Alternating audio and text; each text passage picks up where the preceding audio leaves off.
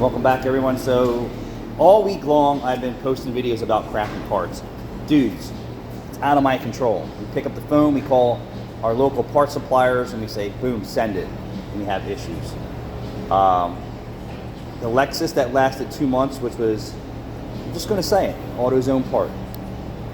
We didn't buy it. The used car dealer supplied it. And I said, hey, dude, I don't want to install another one of these products. Can you please get me something else? So they agreed that they would get us a dealer part. We already ordered the dealer part and had it here because we didn't think that they were going to do it, just in case. So Jude's opening up the box, and then let me show you what the problem is. One of the problems. So the OEM gasket is a steel shim.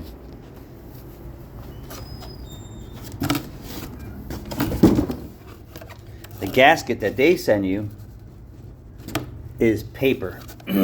So the comes on, and there.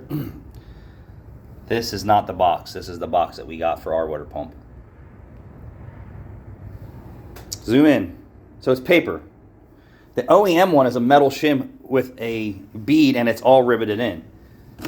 This gasket was just like Jude tried to glue it and tried to do all this stuff, and we're like, we're not doing it. Excuse me.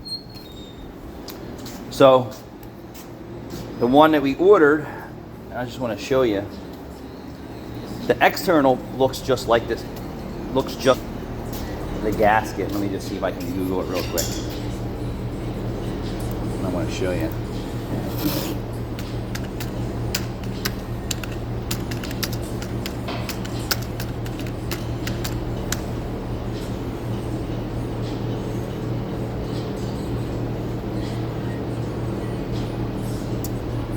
Let's see if it gives us a better view here. Yes, it does. The gasket that was in the other box was a paper gasket on both sides, not riveted in. If you notice, it's a shim style gasket, and then it's riveted together so that the gasket doesn't move. Plus, it's not this soft material that when you tighten it up, that it starts to split and crack over a period of time. That's not the way it's supposed to be. This is the way it's supposed to be. This is why we do believe that it failed, is because the gasket didn't hold up on the aftermarket part. And I know for a fact that this is going to work. It's riveted in. You know why? Because Toyota did their homework. Yeah. And said, hey, we know that this gasket's a couple different pieces and we don't want it to move. Boom. So the pump we got came with that exact gasket. We put it in, and it was a seamless install. And there's no paper on this one. There's no paper on it. The aftermarket one is just garbage. So if you're gonna install aftermarket, you can get an aftermarket water pump. Just at least get a dealer. Yeah, I mean, gasket. I would use an OEM gasket if you're going to use an aftermarket pump, but I don't know what to say. So that turned into more time than we wanted to. And then the used car dealer actually told us they're getting an OEM pump, but when they found out that the OEM pump was probably $300, they're like, oh, yeah, we're just going to get you another one. No, well, they dropped the OEM pump off to us, but they found out that we had an aftermarket one, and they said we're not allowed to install the OEM. Whatever. Anyway, it's done. I'm going to finish that up. This here, we got a distributor for it. I feel that the distributor, and now the distributor's made in China. What am I supposed to do? I can't get an AC Delco, or so now I'm gonna try and get a module for it and see if that does it. I don't know if the pickup coil's bad. I don't even have OBD1 scan tool. I'm flying blind here, and it just seems I'm chasing my tail. I got fuel pressure. Montana says OBD1. Yeah. So the parts problem voodoo plague is still on here.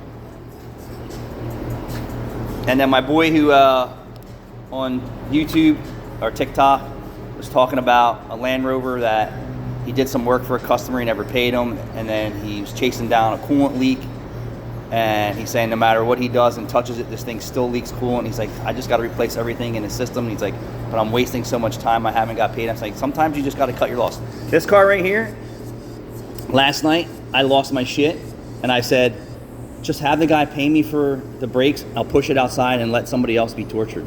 Like, it's just aggravating me to have to go, it's a snowball. This is a problem. This is a problem. This is a problem. Pull this apart. There's another problem. Pull this apart. This is not right.